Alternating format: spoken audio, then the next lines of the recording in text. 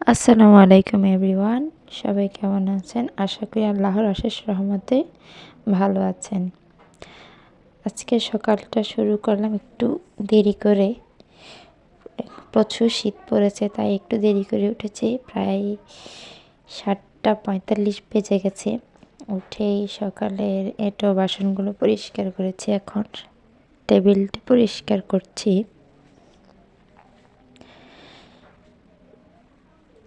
এই টেবিল পরিষ্কারের পরে নাস্তা বানাবো। নাস্তা বানানোর পরে বাচ্চাদেরকে নাস্তা দেব।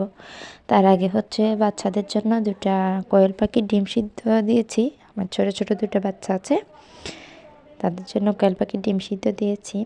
এই যে দেখেন, নাস্তার পর্বটা দেখানো হলো না। নাস্তার শেষে ঘর গোছানো, বাচ্চাকে নিয়ে অনেক কষ্ট করে কাজ করতে হয়।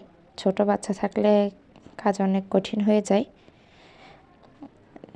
ঘর গোছানো শেষে আগের দিনের কিছু অল্প ভেজা ভেজা কাপড় ছিল, সেগুলো কিছু এই যে এখানে বাহিরে শুকোতে দিয়েছি, আর কিছু এই যে এই ঘরটার ছাদে শুকোতে দিয়েছি।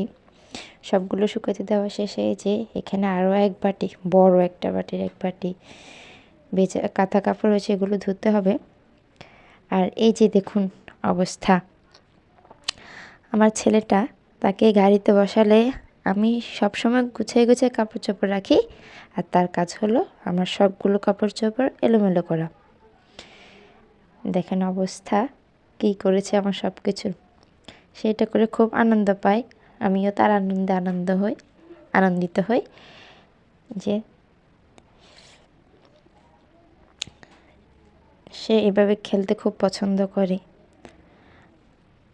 এই যে দেখুন কিছু ছোট ছোট হাঁস আরও 2টা ছিল। প্রচণ্ড শীতে হাঁস আরও 2টা মারা গেছে। মুরগির বাচ্চা আরও কিছু ছিল, ওগুলাও মারা গেছে। এই যে রোদ নাই, আজকে 2-3 দিন রোদ নেই, রোদের জন্য চুলার পাশে রেখেছি। আজ এ পর্যন্ত। আল্লাহ হাফেজ, আসসালামু আলাইকুম।